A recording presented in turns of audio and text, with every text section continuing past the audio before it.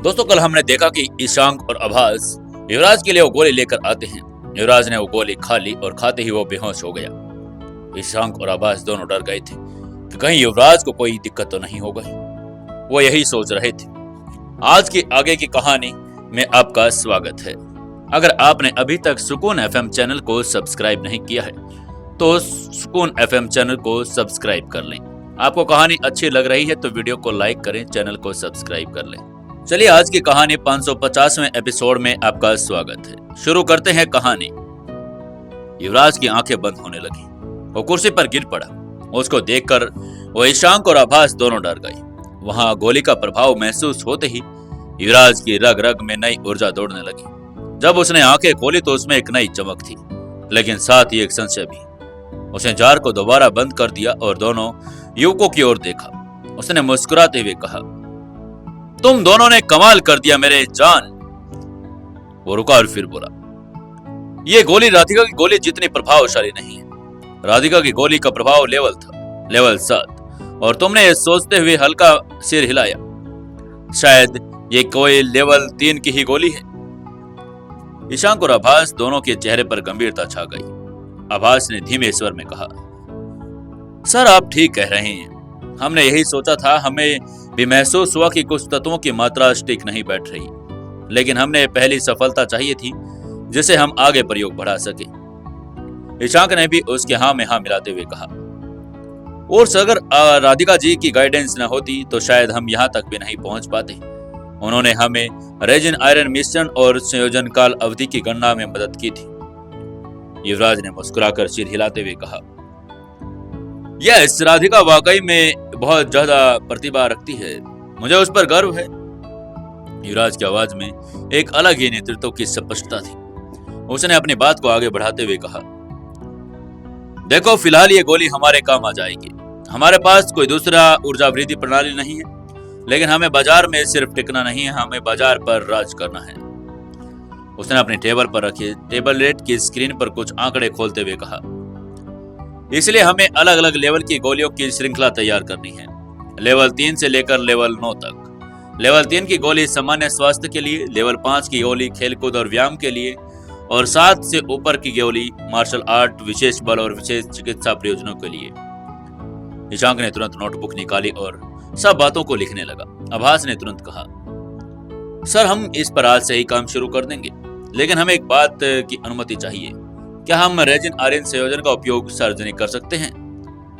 युवराज ने दृढ़ स्वर में कहा, नहीं, हम इस फॉर्मूले को कंपनी के नाम पर पेटेंट कराने जा रहे हैं। इस गोली की हर एक परत, हर एक रसायन, हर एक सूक्ष्म प्रक्रिया हमारी बौद्धिक संपदा है। फिर वो थोड़ी गंभीरता से बोला, इसलिए तुम दोनों अभी भी फॉर्मूले की विस्तृत रिपोर्ट तैयार करो, परत दर परत, प्रयोग दर प्रयोग। उसमें सभी प्रयोगों की निष्कर्ष, संभावनाएं, विफलताएं और अंतिम मिश्रण की यथार्थ संरचना होनी चाहिए। मैं इस प्रयोग को आज ही लीगल डॉक्यूमेंट करवा दूंगा, और ताकि पेटेंट की प्रक्रिया तत्काल शुरू हो जाए। ईशांक ने उत्साहित होकर कहा, सर हम 2 घंटे में आपको रिपोर्ट तैयार करके भिजवा देंगे। वेरी गुड, और ध्यान रहे, अभी एक गोली नहीं, अभी हम क्रांति कर रहे हैं, तो चिंता ना करें और अपने काम बड़े अच्छे से करें। ईशांक और आभास ने उसकी बात को बड़ा अच्छे लिए और स्वीकार कर लिया और अपनी रिपोर्ट तैयार करने के लिए लैब की ओर लौट गई। उनके जाने के बाद युवराज कुछ समय तक अपने कैबिन में चुपचाप बैठा रहा। ऊर्जा गोली की हल्की सी सुगंध अब भी हवा में तैर रही थी। वो सोच रहा था कि यदि वो इस गोली को सही लेवल तक पहुंचा पाया तो यह न केवल कंपनी के लिए वरदान साबित होगी, बल्कि देश भर में लोगों को जीवन भी बदल देगी। किसी वैज्ञानिक खोज से अधिक युवराज उसे आत्मिक निर्भरता की दिशा पर एक कदम मानता था। उसका मन गर्व से भर उठा। वहीं से उसने अपनी भावनाओं को स्थिर किया और बोर्ड की मीटिंग के लिए निकल पड़ा।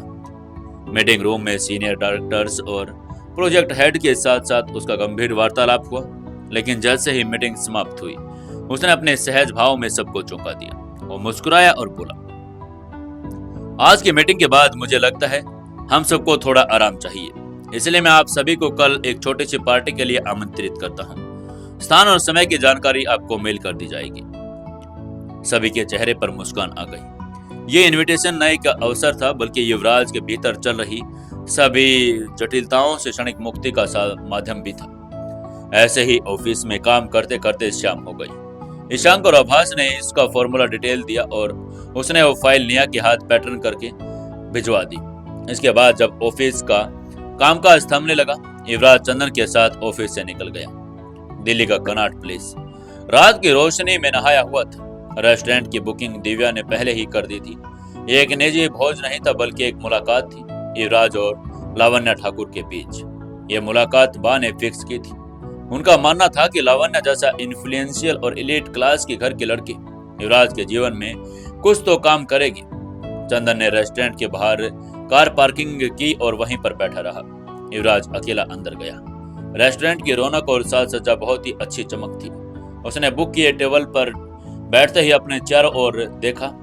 वेटर ने उसे वेलकम ड्रिंक दिया और युवराज चुपचाप लावण्य का इंतजार करने लगा। 15-20 मिनट के बीत चुके थे। उसकी आंखें दरवाजे की तरफ टिकी रही। तभी रेस्टोरेंट के भीतर एक खूबसूरत सी लड़की आई।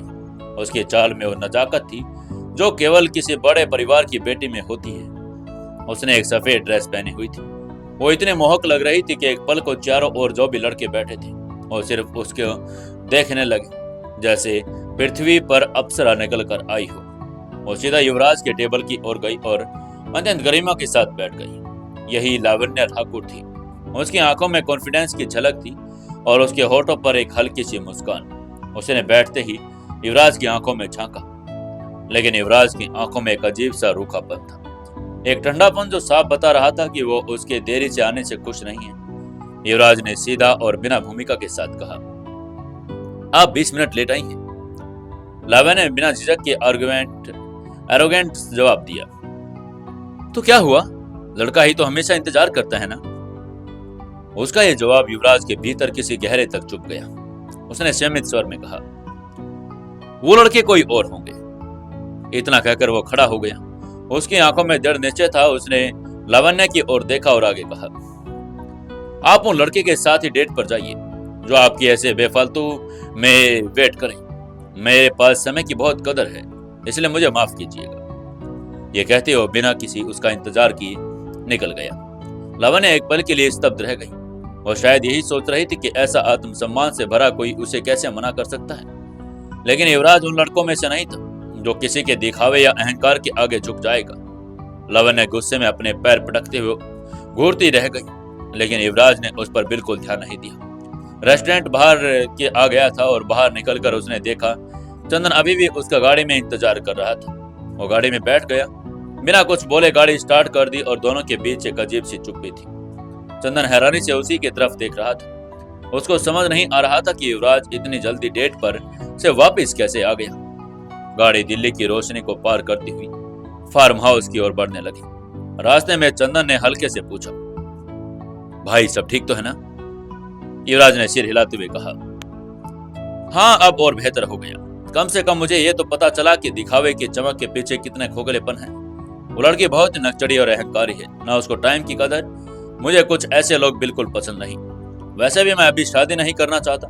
वो तो बाकी जिद के आगे मुझे जाना पड़ा। उसके शब्दों में एक गहराई थी, एक स्पष्टता थी और गाड़ी शहर की चहल पहल से दूर अब फार्म हाउस की शांति में घुस चुकी थी। शाम के झुकते ही सूरज की हल्की किरण अब धीरे धीरे क्षितिज के पीछे ढल रही थी। शहर की हलचल और शोरगुल अब पीछे छूट चुका था। कार एक लंबे रास्ते से होकर हरियाली में घिरे फार्म हाउस की ओर बढ़ रही थी, जहां सन्नाटा था। युवराज कार ड्राइव कर रहा था। उसकी आंखों में गहरी चुप्पी थी। उसका चेहरा कठोर था, लेकिन उस कठोरता के पीछे कहीं न कहीं एक असहज बेचैनी भी छुपी हुई थी। चंदन उसके बगल में बैठा था, जो बिल्कुल चुप ही था। शायद वो समझ चुका था कि अभी कोई भी बात युवराज से करना ठीक नहीं है। जैसे ही कार फार्म हाउस के अंदर गई, वहां की निरुता ने उसका स्वागत किया। सामने घना बगीचा था, बाईं तरफ एक छोटी सी झील और दाईं ओर एक विशाल कोठी जो अपनी प्राचीन शान की चमक थी। कोठी के सामने एक बड़ा सा आंगन और जहां कुछ नौकर इधर उधर काम करने में लगे हुए थे।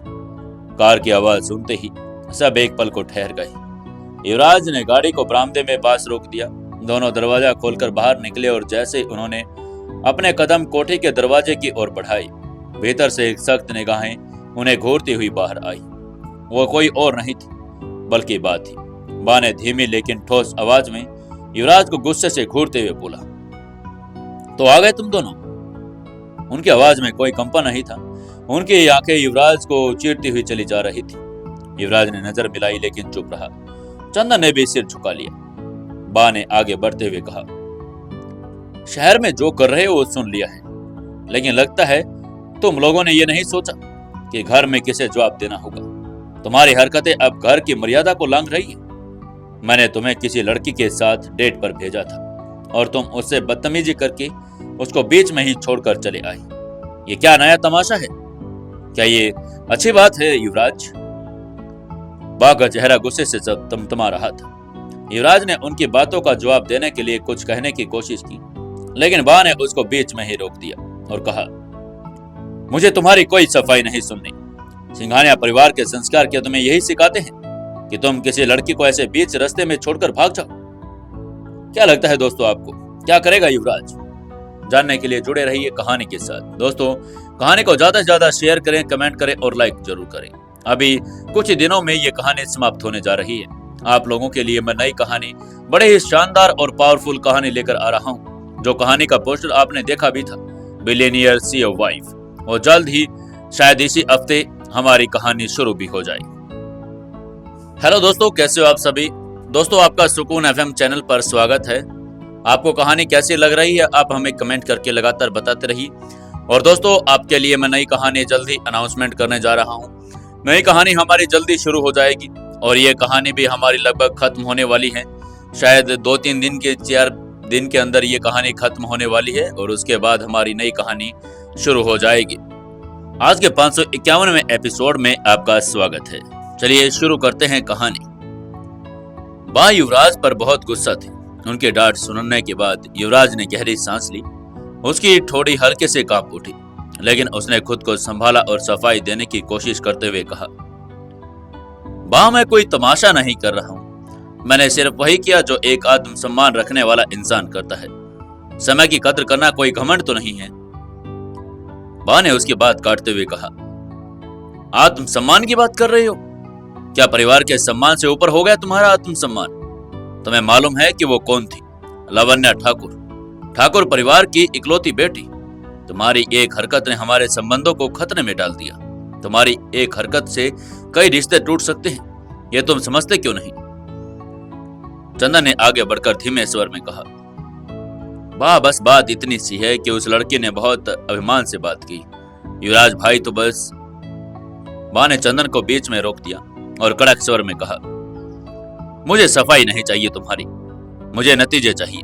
इस घर की एक इज्जत तुम सबकी जिम्मेदारी है और युवराज, तुम इस घर के उत्तराधिकारी हो। ये सब बचपना बंद करो और तुम्हें अब मैच्योर बनना ही होगा। युवराज कुछ पल चुप रहा, फिर धीरे से बोला, बा, अगर रिश्ते अभिमान सब कुचलकर ही बनाए जाते हैं तो वो सिर्फ समझौते होते हैं, रिश्ते नहीं। मैं तैयार हूं आपकी हर बात मानने के लिए, लेकिन अगर कोई मुझे या मेरे समय को अपमानित करेगा तो मैं खामोश नहीं रह सकता। बा की आंखें कुछ पल को नरम पड़ गई, लेकिन उन्होंने तुरंत अपनी भावनाओं को छुपा लिया। उन्होंने अपनी भावनाओं को छुपाते हुए कहा, अच्छा, तो अब मुझे भी सिखाओगे कि रिश्ते कैसे निभाए जाते हैं? युवराज ने उनकी आंखों में देखकर कहा, नहीं बा, मैं सिर्फ इतना कह रहा हूं कि अगर मुझे वंश का उत्तराधिकारी माना है तो मुझे निर्णय लेने का अधिकार दीजिए। मैं हर रिश्ता दिल से निभाना चाहता हूं, लेकिन आत्मसम्मान की कीमत पर नहीं। कुछ क्षण तक दोनों के बीच चुप्पी छा गई। हवाओं में एक बोझिल सा तनाव खुल गया था। फिर बा ने दूसरी तरफ घूमते हुए निराशा भरे स्वर में कहा, ये बुढ़िया तो बस यही चाहती है तेरी शादी हो जाए और बस मैं निश्चिंत होकर मर सकूं। युवराज ने उनका निराशा हुआ भरा स्वर सुना तो वो समझ गया कि बा इतना गुस्सा क्यों कर रही है। इसलिए वो आगे बढ़ा और बा को गला लगाते हुए बोला, बा, आप ऐसी बातें क्यों कर रही हैं? मैंने आपकी बात मानने से कब मना किया? बस मुझे ये लड़की पसंद नहीं आई। उसमें एटीट्यूड और पैसे का घमंड बहुत था, लेकिन अगर आप कहो तो मैं आपकी बात नहीं काटूंगा। ना चाहते हुए भी आपकी खुशी के लिए लावण्य से शादी कर लूंगा। उसकी बात सुनकर बा ने भी खुद को युवराज की बात समझ गई। युवराज का प्यार देखकर उनकी आंखों में आंसू आ गए। उन्होंने अपनी आंखों के आंसू साफ करते हुए कहा, चलो मैं तुम्हारे लिए कोई और अच्छी सी लड़की ढूंढती हूँ। अब तुम जाओ और फ्रेश हो जाओ, फिर हम सब इकट्ठा खाना खाएंगे। हाँ, मैं तुम्हें अभी बता रही हूँ, याद रखना। कल सुबह 6 बजे मंदिर में आरती है, तुम ही मुझे वहां लेकर जाओगे। युवराज ने सिर झुकाकर कहा, जी बा। उसका स्वर बिल्कुल शांत था, मानो रात के गहरे सन्नाटे में बिल्कुल विनम्रता की एक शांति तरंग फैल गई थी। बा की डांट और उनके उपदेश सुनकर वो शांत रहा, क्योंकि वो कहीं ना कहीं उसे पता था कि उनकी नाराजगी सिर्फ प्यार का ही एक रूप थी। और वह चुपचाप अपने कमरे की ओर चला गया। कमरे में पहुंचते ही उसने दरवाजा धीरे से बंद किया, बिस्तर के किनारे रखे जग से पानी पिया और वॉशरूम में जाकर मुंह धो लिया। आईने में अपनी आंखों की थकावट को देखता रहा, मानो खुद से सवाल कर रहा हो। फिर धीरे धीरे उसने कपड़े बदले और तरोताजा होकर कमरे से बाहर निकला। बाहर डाइनिंग एरिया में सब इकट्ठा हो चुके थे। बा, चंदन, वसीम, अन्य सभी लोग भी खाने की मेज के पास बैठे थे। युवराज ने मुस्कुराते हुए सबको देखा और उनके साथ बैठ गया। सभी ने शांति से खाना खाया, लेकिन हर किसी के मन में अगले दिन की पार्टी की हलचल थी।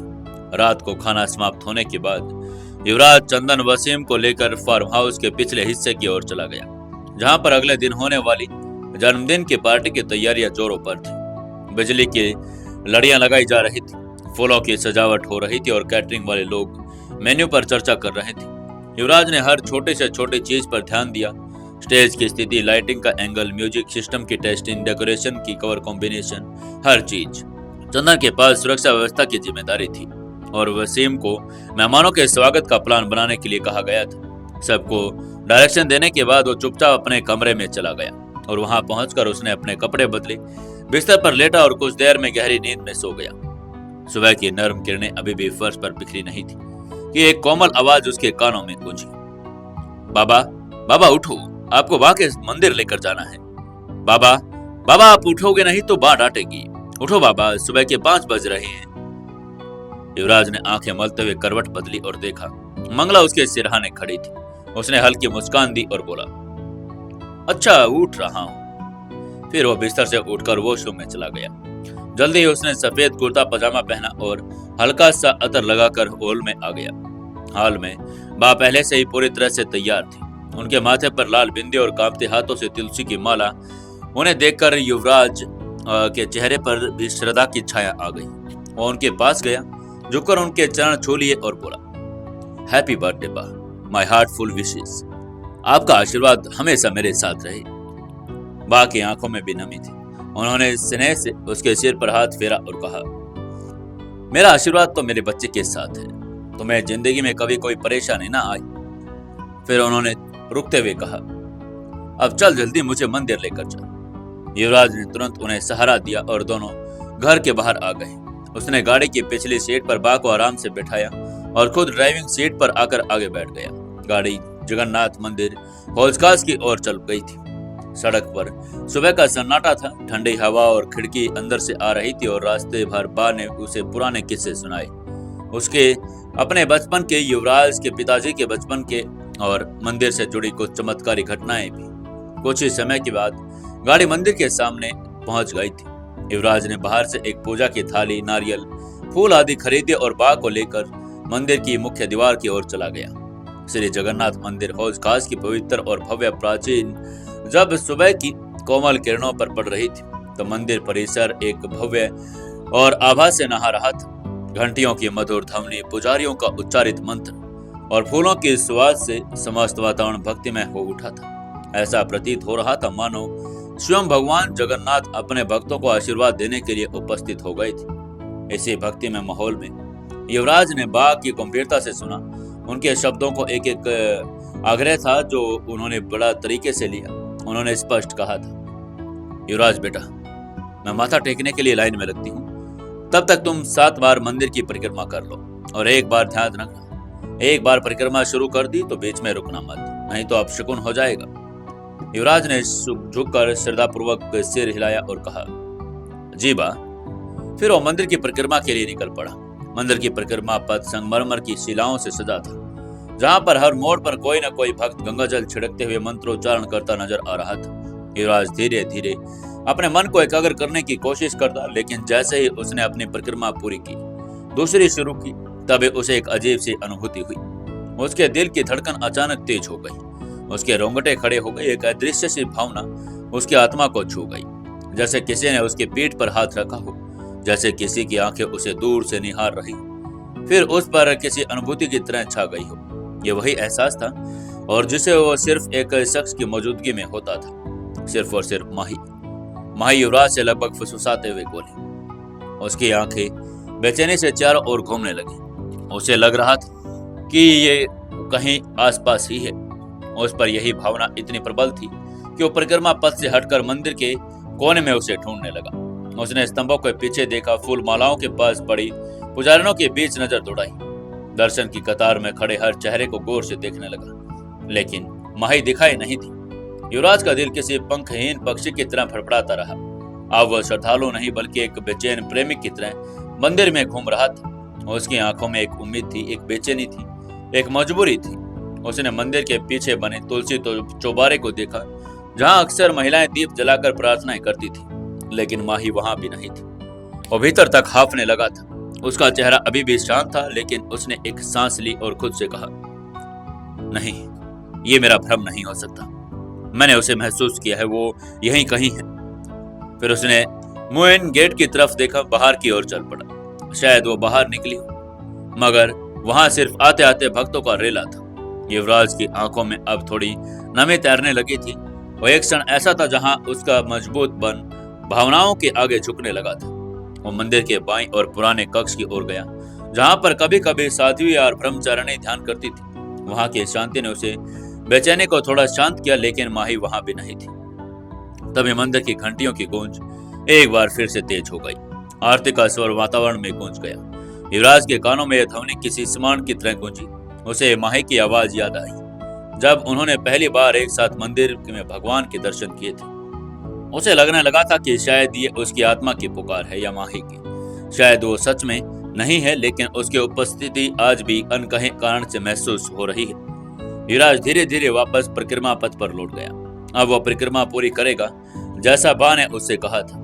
उसके कदम पहले से अधिक भारी और धीमे थे, लेकिन अब उसमें एक आत्मिक ऊर्जा थी, जैसे वो हर परिक्रमा के साथ माही के और पास जा रहा हो या उसे अपने भीतर महसूस कर रहा हो। क्या लगता है दोस्तों आपको? क्या सच में वहां आई थी या फिर युवराज का भ्रम था?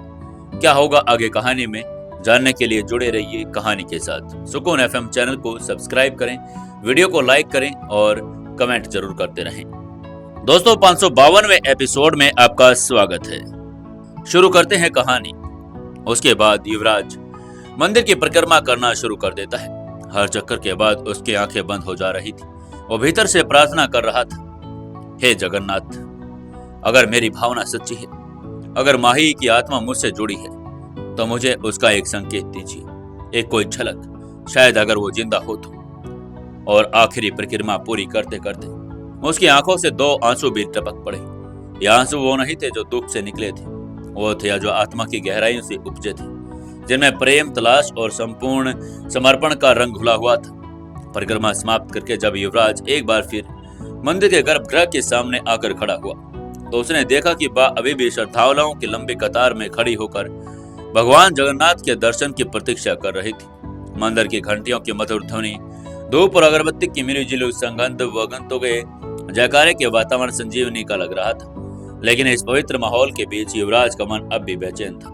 उसके चेहरे पर एक अलग ही व्याकुलता थी और उसकी आंखें अब भी आसपास के हर कोने में माही को ढूंढ रही थी। वो एहसास जो अभी कुछ देर पहले उसकी रूह को झकझोर कर गया था, माही का नाम उसकी सांसों में गूंज रहा था। उसका दिल अनायास ही उसे यकीन दिला रहा था कि माही यहीं पर कहीं है, उसके आसपास, पर आंखों की वो दिखाई नहीं दे रही। वो एक बार फिर मंदिर की परिक्रमा क्षेत्र को देखने लगा, फिर गर्भगृह की सीढ़ियों पर, फिर भक्तों के भीड़ में इधर उधर, लेकिन माही का कोई अता पता नहीं था। उसके इस हाल को बा ने भी महसूस कर लिया था। बा को भी लग रहा था कि युवराज आखिर ढूंढ क्या रहा है। उन्होंने अपनी जगह से गर्दन घुमाकर युवराज की तरफ देखा और स्नेहपूर्वक पूछा, युवराज बेटा, क्या हुआ? तो इतना बेचैन क्यों लग रहा है? सब ठीक तो है ना?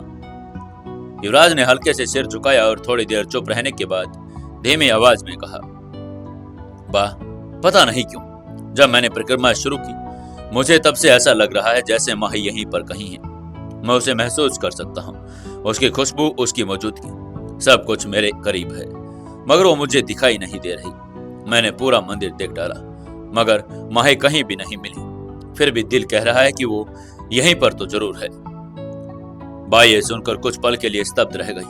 उन्होंने अपने पोते की आंखों में वो अधूरापन देखा जो शायद कोई और देख नहीं सकता था। फिर उन्होंने मुस्कुराने की कोशिश करते हुए उसका हाथ पकड़ा और बड़े ही शांत स्वर में बोली, बेटा, मैं समझ सकती हूँ। देखो, माही अब इस दुनिया में नहीं है। वो तो बहुत दूर जा चुकी है, पर जिसको हम इतना प्यार करते हैं, उसकी यादें, उसका एहसास हमसे कभी जुदा नहीं होता। कभी कभी तो लगता है कि हमारे साथ वो चल रहे हैं, हमारे कंधे पर हाथ रखे हों, हमारे मन की बात भी सुन रहे हैं। फिर उन्होंने एक गंभीर सांस लेते हुए आगे कहा, तुझे पता है, मुझे भी कई बार तेरे दादाजी का एहसास होता है। जब मैं अकेली होती हूँ तब लगता है कि वो मेरे पास बैठे हैं, उनकी खुशबू तक आती है मुझे। और ये सब कोई वहम नहीं है, ये वो रिश्ता है जो आत्मा से जुड़ा है। माही का तेरे साथ रिश्ता है, शायद हमेशा रहेगा। और जो तेरे मन को सच्चा प्यार है और वही आज भी तेरे करीब उसे लेकर आ रहा है। युवराज चुपचाप बाकी बातें सुनता रहा।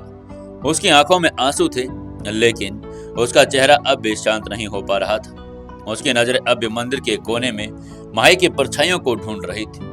तभी पंडित जी ने आवाज दी, माँ जी, आपकी बारी।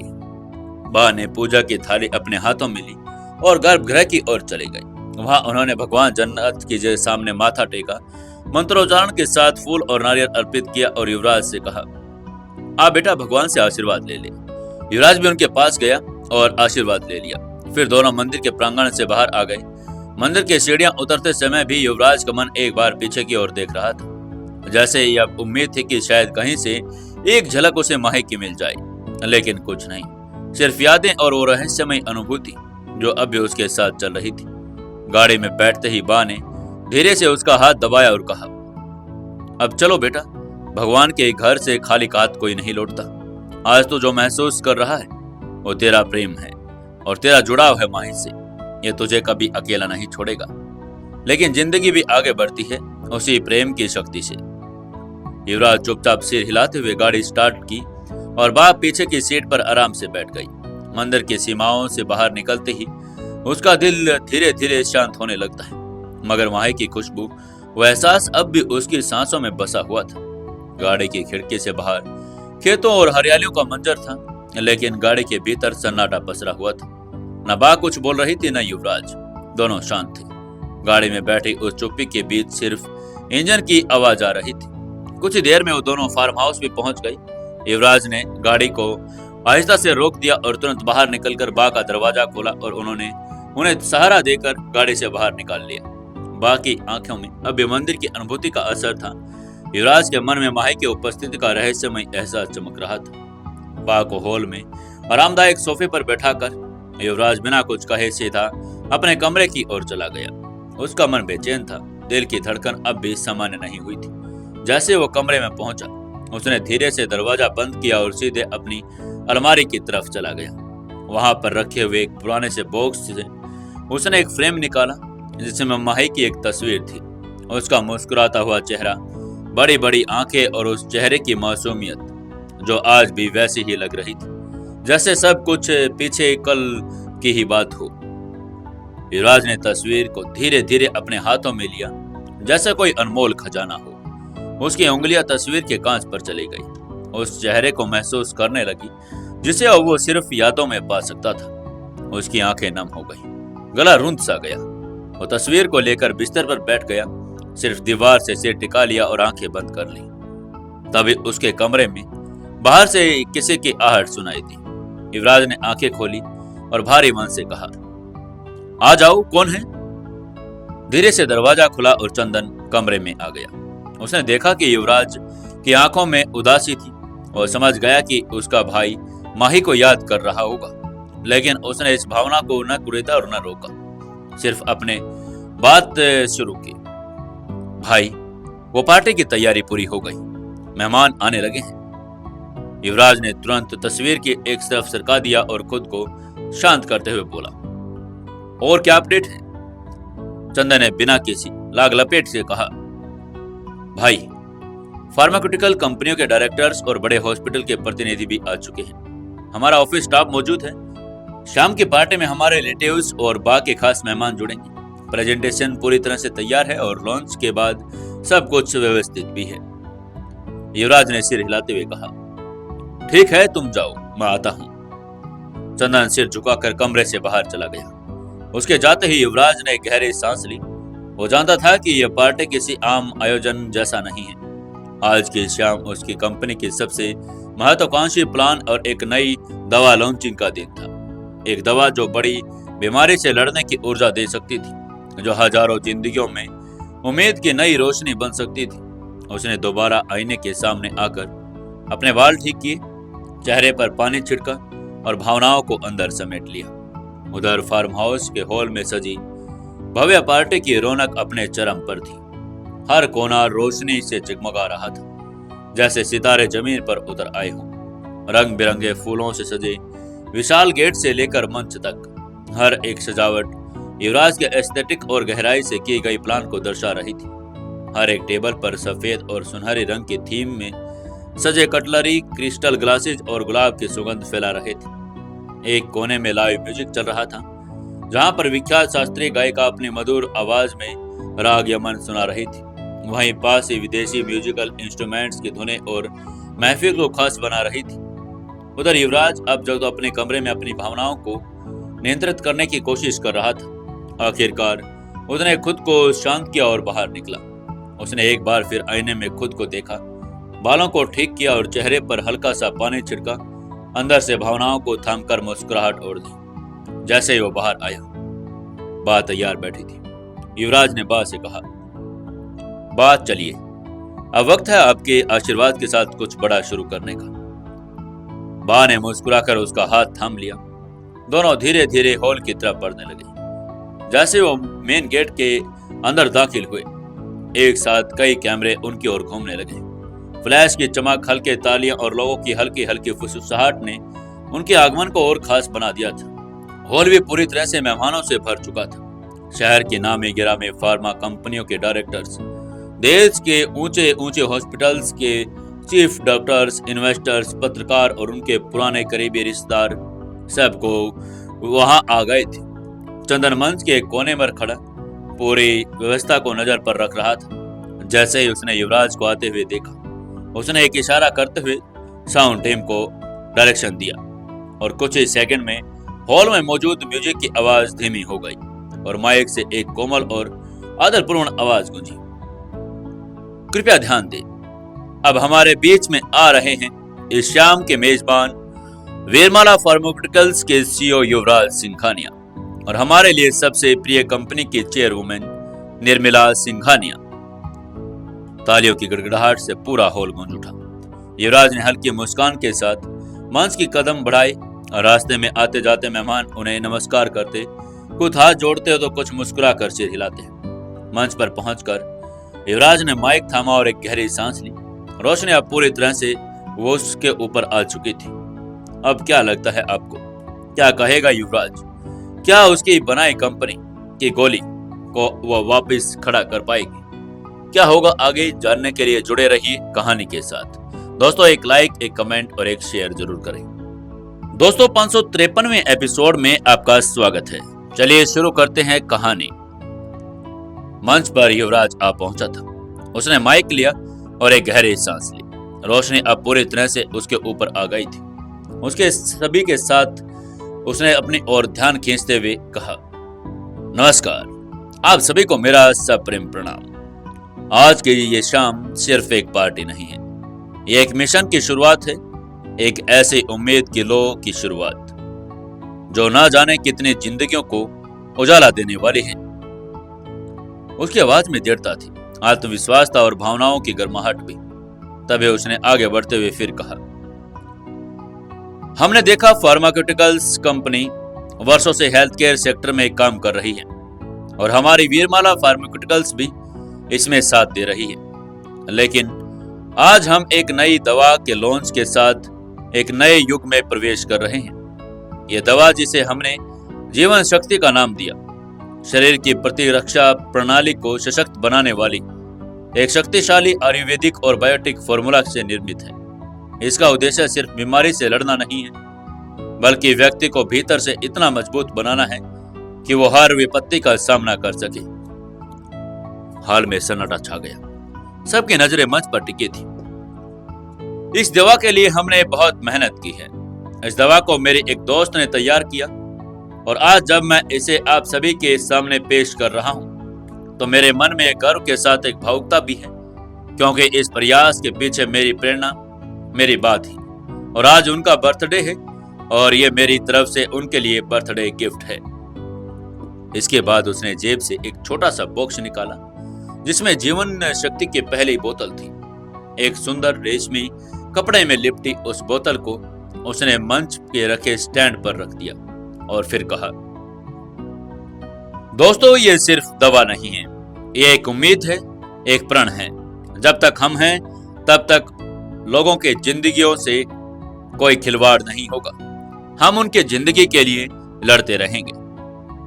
इसके बाद पर्दे के पीछे से एक प्रेजेंटेशन शुरू हुआ जिसमें इस दवा के विकास की यात्रा, इसके ट्रायल्स, क्लिनिकल रिपोर्ट्स और लोगों की प्रतिक्रियाएं दिखाई गई। मंच के बगल में से एक मेडिकल बूथ बनाया गया था जहां एक्सपर्ट्स मौजूद थे। डॉक्टर्स और कंपनी के प्रतिनिधि वहां जाकर दवाइयों की जानकारी ले रहे थे। कुछ लोग रजिस्ट्रेशन फॉर्म भर रहे थे। चंदन ने पूरे आयोजन को बखूबी संभाला हुआ था। बड़े बड़े स्क्रीन पर जीवन शक्ति का लोगो चमक रहा था। जीवन शक्ति, भीतर से शक्ति, बाहर से सुरक्षा। पार्टी अपने चरम पर थी। हर कोना रोशनी और खुशबू से महक रहा था। हॉल के चारों ओर फूलों की सजावट इतनी खूबसूरत थी, ऐसा लग रहा था मानो वसंत ने खुद इस शाम को अपने रंगों से रंग दिया हो। बा एक कोने में बैठी युवराज को गर्व से देख रही थी। वो समझ चुकी थी कि उनका पोता अब सिर्फ एक बिजनेसमैन नहीं बल्कि एक सच्चा सेवक बन चुका है, मानवता का सेवक। युवराज ने अब चैन की सांस ली और उसके दिल में भी अब एक कोना माही के लिए एहसास से भरा था। वो जानता था कि आज कहीं न कहीं शायद किसी और दुनिया से माही भी ये सब देख रही होगी और मुस्कुरा रही होगी। इसी माहौल के बीच अचानक भीड़ से पिछले हिस्से में गरजती हुई आवाज गूंजी, बंद करो ये ढकोसलेबाजी, तुम सबको धोखा दे रहे हो। यह फॉर्मूला मेरा है और हमारी कंपनी पहले ही इसका प्रोडक्शन में लगी हुई है। तुम इसे लॉन्च कैसे कर सकते हो? एक व्यक्ति जिसकी उम्र लगभग 40 हो गई, गुस्से से लाल चेहरा लिए मंच की तरफ चला आ रहा था। युवराज के सामने एक उसने आते ही फाइल फेंक कर मारी और वो फाइल सीधा युवराज के पैरों के पास जा गिरी और खुल गई। उसके पन्नों में किसी दवा के वैज्ञानिक फॉर्मूले, लैब रिपोर्ट्स और एक पेटेंट की गई कॉपी थी जिस पर बड़े अक्षरों में नाम लिखा था, डॉक्टर निखिल मेहरा। डॉक्टर निखिल मंच के सामने खड़े होकर फिर से चिल्लाए, ये देखो, ये मेरा पेटेंट है और ये फॉर्मूला मेरे नाम पर रजिस्टर्ड है। तुम्हारी कंपनी ने इसे चुरा लिया है। और ये सुनते ही हॉल में सन्नाटा छा गया। जो मेहमान खाने का स्वाद ले रहे थे वे अपनी कोर को वहीं पर छोड़कर मंच की ओर देखने लगे। डॉक्टरों की लाइन जो अभी तक दवा के ऑर्डर देने के लिए खड़ी थी वो भी अब ठिठक गई। फुसफुसाहटें शुरू हो गई। वीरमाला फार्मा इतनी नीचे कैसे गिर सकती है? इतनी बड़ी कंपनी और चोरी का फॉर्मूला? लगता है नया सीईओ ज्यादा ही चालाक है। कुछ लोग डॉक्टर निखिल को झूठा बता रहे थे तो कुछ युवराज की तरफ उंगलियां उठाने में अब ऊंची आवाज करने लगे थे। स्टेज के एक कोने में खड़े चंदन और वसीम भी सख्ते में आ गए थे। वो तुरंत युवराज के पास पहुंचे। चंदन ने पास आते ही धीरे से कहा, भाई ये कौन है और ये हमारे फॉर्मूले को अपना कैसे बता रहा है?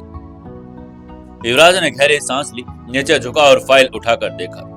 एक पल के लिए उसकी आंखें फॉर्मूला की लाइनों पर टिक गई। फिर उसने मंच की ओर देखा और आंखें अभी भी अपनी ओर ही थी, लेकिन उसमें अब चिंता की रेखाएं थी। युवराज ने माइक उठाया। उसका स्वर स्थिर और कॉन्फिडेंट था। उसने कहना शुरू किया, मैं समझ सकता हूं कि आप सबके मन में कई सवाल उठ रहे हैं, लेकिन कृपया घबराइए नहीं, मैं हर सवाल का जवाब दूंगा। हॉल के भीतर एक विचित्र सा सन्नाटा छा गया। जो अब म्यूजिक चल रहा था एकदम धीमा हो गया। सभी की निगाहें अब मंच पर खड़े युवराज के ऊपर जम गई थी, जिसकी आंखों में अविश्वास और क्रोध भी आ गया था। युवराज ने गहरी सांस ली और तेज आवाज में कहा, ईशांक आभास, इधर मेरे पास आओ। भीड़ चुप थी। हर किसी की निगाहें अब उन दो युवकों को ओर मुड़ गई जो मंच के दूसरी ओर झुकी गर्दन और संकोच से भरे कदमों से युवराज की ओर बढ़े। दोनों के चेहरे पीले पड़ चुके थे, माथे पर पसीने की बूंदें साफ दिखाई दे रही थी। जैसे जैसे वो पास आई, लोगों की फुसफुसाहटें तेज होने लगी। युवराज की ही कंपनी का एक एम्प्लॉय दूसरे से बोला, अरे ये तो वही दोनों हैं जिन्हें युवराज सर खुद लेकर आए थे। तो कोई बोल उठा, लगता है गुनहगार यही है। युवराज ने तेज निगाहों से दोनों को देखा और धीमे मगर सख्त स्वर में कहा, बताओ तुम दोनों, ये आदमी क्या कह रहा है? ये फॉर्मूला तो सिर्फ तुम दोनों को पता था, फिर इसके पास ये फॉर्मूला कैसे पहुंचा? ईशांक ने कांपते हुए होठों से कुछ कहना चाहा, पर आवाज गले में अटक गई। आभास ने साहस जुटाया और धीमे स्वर में बोला, सर हम क्या करते? इस आदमी ने हमें 10 करोड़ रुपए ऑफर किए आपके प्रोजेक्ट की अंदरूनी जानकारी लेने के लिए। हॉल में फिर एक सन्नाटा छा गया। लोग एक दूसरे की तरफ देखने लगे, जैसे यकीन हो ही नहीं रहा हो। युवराज की आंखें अब और भी तेज हो गई। युवराज ने तुरंत कहा, आगे बताओ। अब ईशांक ने हिम्मत की और बोला, जब हमने इन्हें बताया कि आप एक नया फॉर्मूला तैयार कर रहे हैं, वो बहुत ज्यादा क्रांतिकारी हो सकता है, तो इन्होंने हमें 100 करोड़ रुपए में फॉर्मूला बेचने का ऑफर दिया और हमने दे दिया। अब सन्नाटा टूट चुका था। चारों ओर की फुसफुसाहटें और भी तेज हो गई थी। हाय राम, ईमान बेच दिया इन लोगों ने। युवराज तो इन पर आंख मूंद कर भरोसा करता था। अब समझ आया कि अचानक लाइफ स्टाइल कैसे बदल गया था इन दोनों का। किसी ने कहा, विरमला फार्मास्यूटिकल्स का अब क्या होगा? तभी एक आवाज और आई, ऐसे गद्दारों को जेल भेजना चाहिए। डॉक्टर निखिल मेहरा, जो अब तक शांत खड़े थे, वो आगे आए और बोला, देखो पैसा बहुत बड़ी चीज है श्रीमान, पैसा ही सब कुछ है इस दुनिया में। उससे बड़े बड़े ईमान खरीदे जा सकते हैं। युवराज की नजरें अब एक नई चुनौती की ओर चली गई थी। उसकी आंखों में अब भी गुस्से की जगह शांति और निर्णय की चमक थी। युवराज ने दृढ़ता से कहा, डॉक्टर मेहरा, आप ठीक कह रहे हैं, पैसा बहुत कुछ बदल सकता है, लेकिन हर किसी का ईमान बिकाऊ नहीं होता। भीड़ अब शांत हो गई थी। सभी की निगाहें फिर युवराज पर टिक गई, जैसे वो जानना चाहते हो कि अब युवराज क्या करेगा। युवराज वहां एकदम शांत खड़ा था। उसकी आंखों के सामने भीड़ को नहीं बल्कि किसी शून्यता में दिखाई दे रही थी। इसी खामोशी को तोड़ते हुए धीमे कदमों से बात सामने आई। उनके चेहरे पर उम्र की लकीरें साफ दिखाई दे रही थी, लेकिन उनके चाल में आज भी वही साहस था जो कभी एक एम्प्रेस की पहचान हुआ करता था। उन्होंने धीरे से युवराज के पास आकर उसके कंधे पर अपना कांपता हुआ हाथ रखा। वो स्पर्श मानो इस दुनिया भर का सहारा था। बाकी आवाज में एक माँ सी की कोमलता थी। उन्होंने युवराज से कहा, युवराज चिंता मत कर बेटे, मैं तेरे साथ हूँ। छोड़ इन सबको, हम अपना फॉर्मूला वापस पाने के लिए कोई और रास्ता ढूंढ लेंगे। जब तक मैं जिंदा हूँ तब तक तुझे झुकने की जरूरत नहीं। युवराज कुछ नहीं बोला। उसकी आंखें बस बा के चेहरे पर जमी रही, लेकिन उसमें कोई चमक नहीं थी, मानो भीतर ही भीतर सब कुछ बुझ चुका हो। उनकी चुप्पी इतनी भारी थी कि उसने पूरे माहौल पर सिर्फ एक बोझ सा डाल दिया। लेकिन बा को पता था कि चुप्पी हार की नहीं थी। तभी अचानक भीड़ में से एक अचानक चीखती हुई आवाज फिर से गूंजी, जो गुस्से और दर्द से भरी थी। वसीम, युवराज का सबसे वफादार आदमी, जिसने हमेशा अपनी जान खतरे में डाली थी, उसके लिए। वसीम ने शेर की तरह से दहाड़ते हुए कहा, मालिक को धोखा देने वालों की यही सजा है। और वो भीड़ को चीरता हुआ आगे आया और बिना एक पल गवाए ईशांक और आभास को पकड़ दिया। दोनों की गर्दन उसके हाथ में फंस गई। तभी वो फिर से बड़बड़ाता हुआ बोल पड़ा, तुम दोनों ने मालिक को धोखा दिया। इतना बड़ा धोखा, मैं तुम दोनों को जिंदा नहीं छोड़ूंगा। वसीम पागल सा हो गया था। उसकी हथेलियों की पकड़ और कड़ी होती जा रही थी। ईशांक और आभास की भी आंखें फैलती जा रही थी, सांसें घुटने लगी थी। भीड़ में हलचल मच गई, लेकिन कोई वसीम के सामने आने की हिम्मत नहीं कर पाया। लेकिन तभी युवराज ने गहरी सांस ली और दृढ़ स्वर में कहा, नहीं वसीम, छोड़ दो इन्हें। लेकिन वसीम का मन नहीं कर रहा था। अब क्या करेगा वसीम? क्या युवराज अब उन दोनों को छुड़ा पाएगा? क्या उसके पास कोई और प्लान था? जानने के लिए जुड़े रहिए कहानी के साथ। एक लाइक, एक शेयर और एक कमेंट जरूर करें। दोस्तों, 554वें एपिसोड में आपका स्वागत है। चलिए शुरू करते हैं कहानी। वसीम ने दोनों को गर्दन से पकड़ लिया था। तभी उसने कहा, मालिक ये दोनों गद्दार हैं, इनको तो सजा मिलनी चाहिए। युवराज ने उसकी बात सुनकर धीमे स्वर में कहा, हाँ, लेकिन क्या तुम भूल गए हो कि गद्दारी सिर्फ पैसों से होती है और पैसा हर किसी को मजबूर कर सकता है। युवराज का स्वर अब कड़वा था लेकिन सदा हुआ था। डॉक्टर साहब ने कहा था, कितने पैसों के लिए कोई भी अपना ईमान बेच सकता है। ये बेचारे क्या करते? भीड़ सन्नाटे से सुन रही थी। किसी को कोई कुछ नहीं पता था कि युवराज क्या करने वाला है। तभी युवराज की आवाज अब गरजने लगी, वसीम, मैं कह रहा हूं कि इन्हें छोड़ दो। वसीम का गुस्सा अब और भी भड़क उठा। उसने चीखते हुए कहा, नहीं मालिक, गद्दारों को इतनी आसानी से माफ नहीं किया जाता। ये गद्दार है, उनको मैं ऐसे नहीं छोड़ सकता। उसकी आंखों में आग थी। वो अपने न्याय को सर्वोपरि मानता था। युवराज की बात मानने को तैयार नहीं था।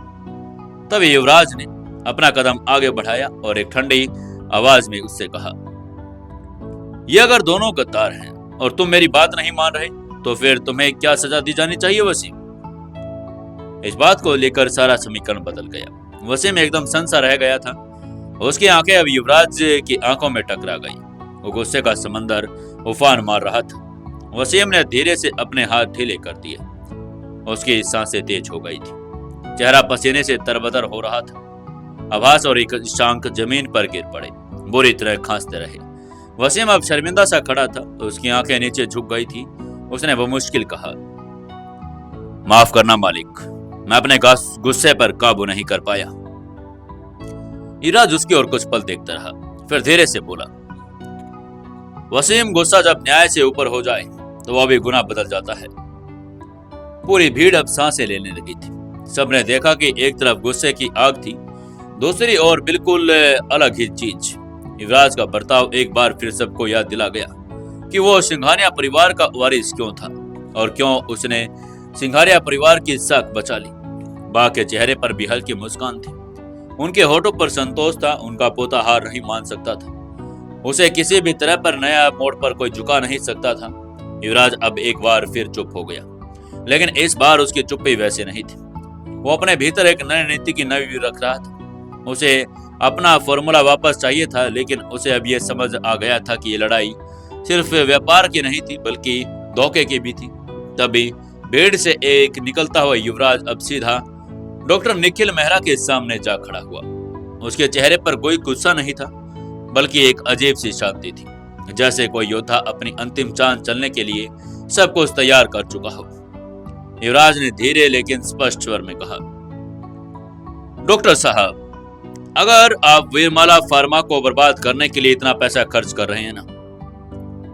डॉक्टर निखिल, जो अब तक खुद को बिल्कुल विजेता समझ रहा था, वो एक कोने में खड़ा था। थोड़ी सहजता में मुस्कुराया और बोला, बिजनेस है युवराज, भावना से नहीं चलता बिजनेस।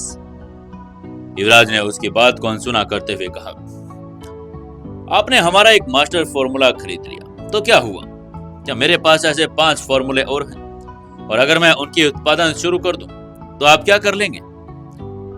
इस बात ने जैसे ही डॉक्टर निखिल की आत्मा को झकझोर दिया।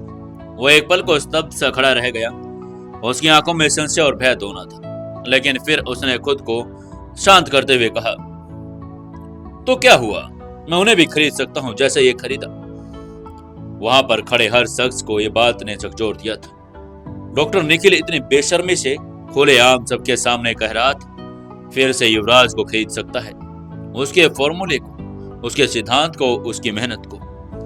भीड़ में खड़े लोगों की आंखें डॉक्टर निखिल को ऐसे देख रही थी जैसे वो कोई बिल्कुल जहरीला नाक हो। दूध पीते पीते अब फुफकारने लगा।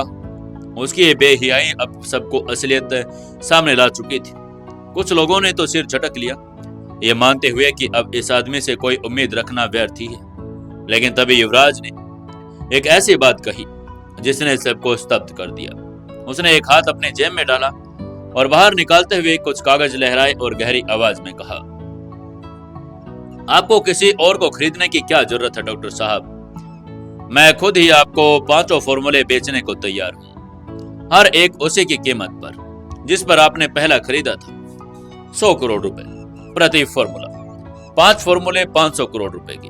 अगर आप मुझे पैसे देते तो मैं अभी के अभी यहीं आपको सारे फॉर्मूले दे दूंगा। ये सुनकर तो भीड़ पूरी तरह से स्तब्ध रह गई। हर कोई युवराज और उसको पलट कर देख रहा था। सबके चेहरे पर क्वेश्चंस आ गए थे। क्या सच में युवराज अपने सिद्धांतों को बेचने को तैयार हो गया? क्या ये वही युवराज है जो अभी कुछ देर पहले गद्दारी पर तिलमिला उठा था? डॉक्टर निखिल की भी आंखें फैल गई। उसका चेहरा अब युवराज को संदेह से देखता नजर आ रहा था।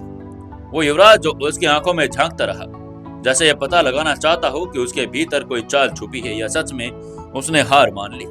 उसने धीरे से कहा, ये क्या कर रहे हो तुम? युवराज, तुम अपने सारे फॉर्मूले मुझे क्यों बेच रहे हो? युवराज अब भी शांत था। उसकी आंखों में कोई डर और चिंता भी नहीं थी और सिर्फ एक ही बात बार बार दोहरा रहा था। हाँ डॉक्टर साहब, 500 करोड़ में 5 फॉर्मूले, सौदा यही है और अच्छा सौदा है। आप करना चाहेंगे? भीड़ भी अब अपने आप में बातें करने लगी थी। कोई कह रहा था, युवराज शायद लगता हार गया। तो कोई बोल रहा था, नहीं, मुझे लग रहा है कि उसकी चाल है। बात जो अब तक सबको चुपचाप देख रही थी, युवराज की चालाकी को तुरंत भांप गई। उनके चेहरे पर मुस्कान आ गई, वही मुस्कान जो किसी शेरनी को तब आती है जब अपने शावक को असली शिकारी बनते देखती है। डॉक्टर निखिल अब भी सोच में डूबा हुआ था। वो समझ नहीं पा रहा था कि युवराज इस प्रस्ताव में सच्चाई क्या रखता है। वो अपने जेब में से फोन निकाल चुका था और किसी को कॉल मिलाने की कोशिश कर रहा था, शायद अपने वकील को या बिजनेस सलाहकार को। युवराज ने तब एक कदम आगे बढ़ाते हुए कहा, डॉक्टर साहब, सौदा बहुत अच्छा है, ज्यादा सोचिए मत। दिल से जो सौदे किए जाते हैं वो अच्छे ही होते हैं, दिमाग से नहीं। अगर आपको फॉर्मूले चाहिए तो सौदा यही है और अभी हो सकता है, नहीं तो शायद आपके हाथ से ये चीज निकल जाए। डॉक्टर निखिल समझ चुका था कि यह सौदा सिर्फ फॉर्मूले का नहीं बल्कि एक इम्तिहान का है। अगर वो हाँ कहता तो ये साबित कर देगा कि सच में केवल लालच का पुतला है जिसे सिर्फ फॉर्मूले चाहिए, चाहे वो किसी भी कीमत पर मिले। और अगर वो मना कर देता तो खुद को खोखला घोषित कर देगा, और यही युवराज की असली चाल थी। उसने डॉक्टर निखिल को एक ऐसे द्वंद में डाल दिया था जहां जीतना भी वही उसकी हार का कारण बनता और हारने पर भी वो हार ही हो जाती। युवराज ने एक अंतिम बात कही, एक वाक्य जो उस पूरे माहौल में बिजली की तरह गूंज गया। डॉक्टर साहब, मैं जानता हूं कि आप ये सौदा नहीं करेंगे क्योंकि आपको फॉर्मूले नहीं चाहिए। आपको मुझे झुकता हुआ देखना था और मैं झुका नहीं। उसकी आवाज में अलग ही संशय था, ऐसी ठंडक जो हड्डियों तक चुभ जाए। ये घोषणा नहीं थी और एक उसकी आंखों में किसी युद्धजीवी की तरह स्थिर थी। ये कहकर युवराज मुड़ा और सीधे उन दो गद्दार शशांक और आभास की ओर चला गया, जो अभी भी अपना गला पकड़कर बामुश्किल खड़े थे। वसीम की पकड़ इतनी सख्त थी कि उनके गलों की नसें अब भी जल रही थी, सांसों में भी रुकावट आ गई थी। युवराज ने दोनों के कंधे पर हाथ रखा, तुरंत एक वेटर को इशारा किया, इन दोनों को पानी पिलाओ। कुछ क्षणों में वेटर वहां आया और दोनों के सामने पानी का गिलास रख दिया। ईशांक ने कांपते हाथों से गिलास उठाया, लेकिन गले की तकलीफ इतनी थी कि वो घूंट भी नहीं ले सका। आवाज की हालात भी कुछ अलग ही नहीं थी। ये दृश्य देखकर युवराज की आंखों में एक बार फिर गुस्से की ज्वाला सुलग उठी। उसने वसीम की ओर तीखी नजरों से देखा और गुस्से में गरजते हुए कहा, देखो क्या कर दिया तुमने, इंसान है ये दोनों, जानवर नहीं। इतना कहकर वो रुक गया और उसकी सांसें तेज हो गई। उसने एक पल के लिए ऐसे लग रहा था कि जैसे वो अपने ही भीतर के तूफान को थामने की कोशिश कर रहा हो। हॉल में खड़े लोग अभी भी स्तब्ध थे। उन्हें बिल्कुल भी समझ नहीं आ रहा था कि युवराज इतना बड़ा धोखा खाने के बाद भी इन दोनों के लिए गुस्से में क्यों नहीं है और उनकी परवाह कर रहा है।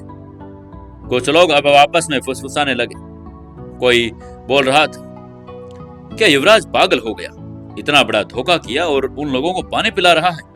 अरे इन्हें तो मारने चाहिए, शायद इन्हें पुलिस के भी हवाले कर देना चाहिए।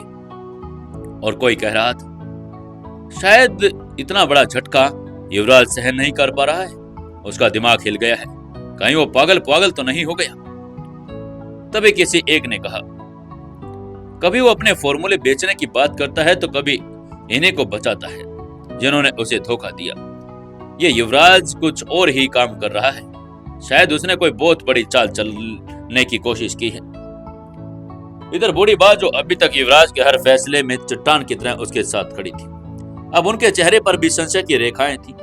वो एक कदम आगे बढ़ी, युवराज के करीब आकर उसकी पीठ पर हाथ रखा और धीरे से बोली, युवराज बेटा, क्या हो गया है तुझे? लेकिन भीड़ में से एक ऐसा चेहरा था जो सब कुछ समझ रहा था, चंदन। उसकी नजरें युवराज के चेहरे पर गड़ी थी। उसने एक गहरी मुस्कान के साथ सब कुछ पढ़ लिया था। युवराज कोई पागलपन नहीं कर रहा था, वो तो अब से सबसे बड़ा दांव खेलने जा रहा था। वसीम, जो अब भी नाराज था, चंदन के पास जाकर खड़ा हुआ और फुसफुसाते हुए पूछा, चंदन भाई, ये मालिक को आज हो क्या गया है? ये ऐसी बहकी बहकी बातें क्यों कर रहे हैं? चंदन ने सिर हिलाते हुए कहा, तू पागल है वसीम, तुझे बीच में कूदने को किसने कहा था? जब मैं यहाँ चुपचाप खड़ा हूं तो तुझे भी चुपचाप रहना चाहिए था ना। वसीम ने भी हैरानी से चंदन की ओर देखा और पूछा, क्या मतलब है इन बातों का? क्या समझ गया था चंदन? क्या करेगा युवराज? जानने के लिए जुड़े रहिए कहानी के साथ। दोस्तों, यहाँ तक पहुंच ही गए हैं तो एक वीडियो पर लाइक कर दें, एक कमेंट कर दें और एक शेयर जरूर कर दें। दोस्तों, 555वें एपिसोड में आपका स्वागत है। चलिए शुरू करते हैं कहानी। वसीम ने हैरानी से चंदन की ओर देखा और पूछा, क्या मतलब चंदन भाई? चंदन ने उसकी ओर मुस्कुराते हुए देखा और उसकी बात का जवाब देते हुए बोला, सब्र करो, मतलब थोड़ी देर में पता चल जाएगा।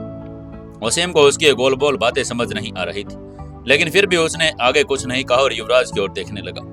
युवराज अभी भी ईशांक और आभास को संभालने में लगा हुआ था। उसने वहां पर मौजूद सभी डॉक्टरों को ईशांक और आभास की जांच करने के लिए कहा। डॉक्टर एक एक करके दोनों की जांच करने लगे। किसी ने गले में सूजन बताई तो किसी ने वोकल कॉर्ड्स की थकावट, किसी ने लाल ग्रंथियों की अकड़न तक का हवाला कर दिया था।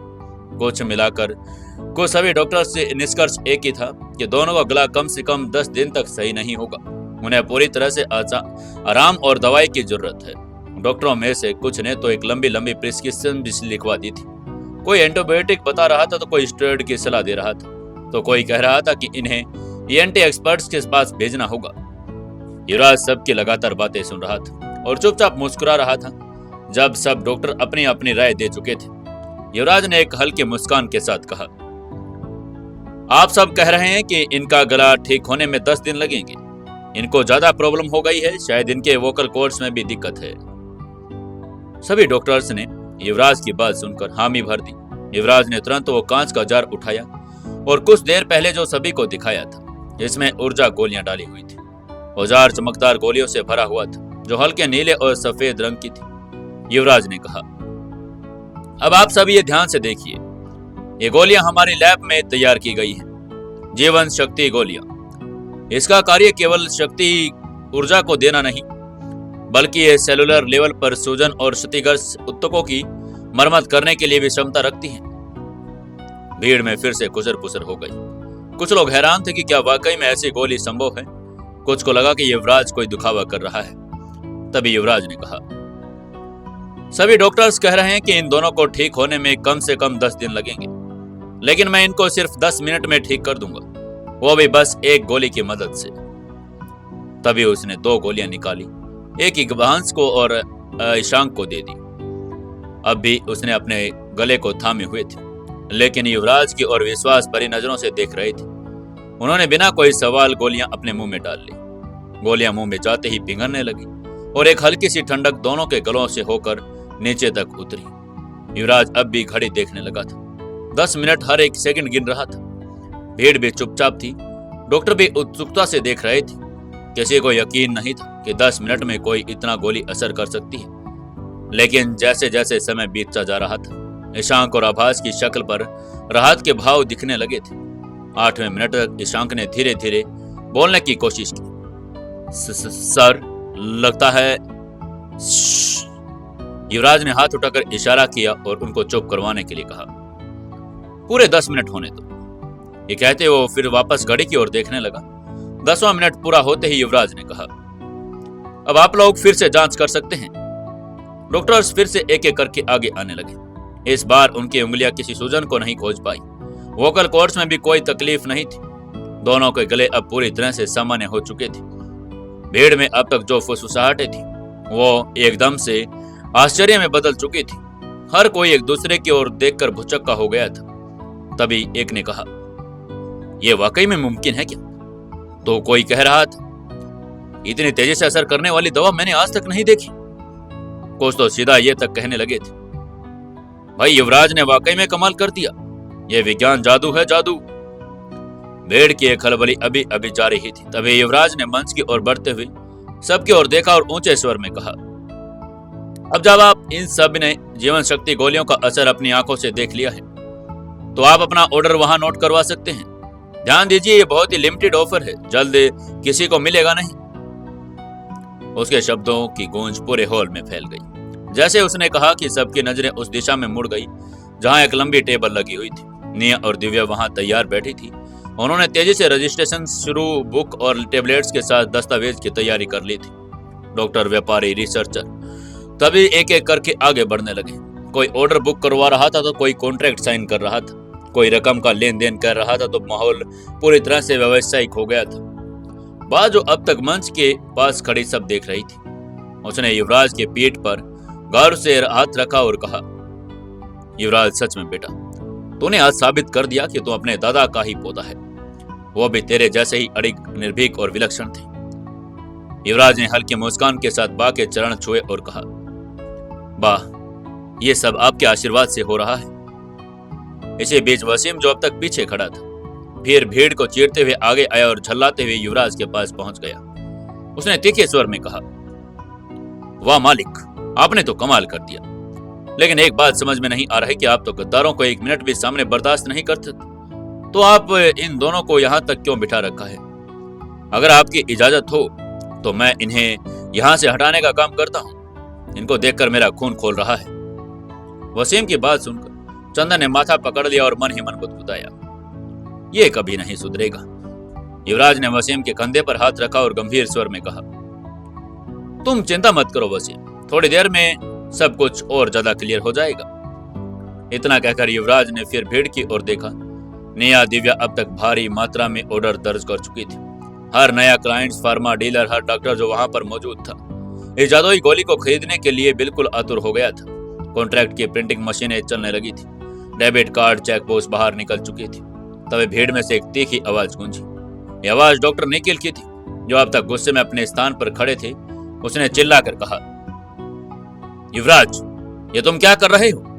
तुम इस गोली का ऑर्डर कैसे ले सकते हो? यह फॉर्मूला अब मेरा है और मेरी परमिशन के बिना तुम यह दवा नहीं बेच सकते।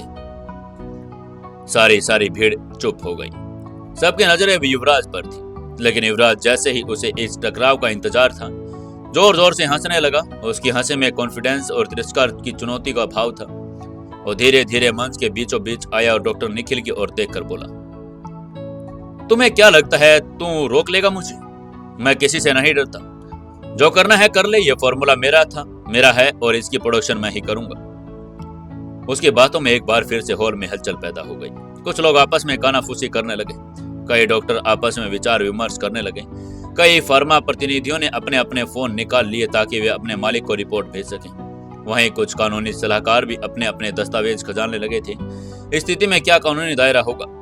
चंदन, जो अब तक चुपचाप था, युवराज के पास आया और धीरे से बोला, आप जानते हो ना कि अब असली युद्ध शुरू हो गया है? युवराज ने उसकी आंखों में देखा और दृढ़ता से कहा, हाँ, अब इस युद्ध का अंत सिर्फ जीत से होगा।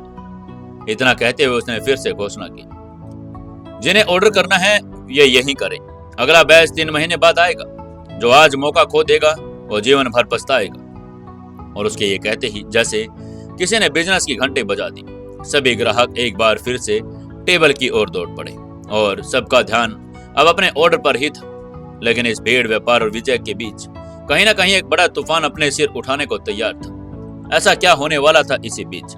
जानने के लिए जुड़े रहिए दोस्तों अपने सुकून FM चैनल के साथ। वीडियो को ज्यादा से ज्यादा लाइक करें, शेयर करें और कमेंट जरूर करते रहें।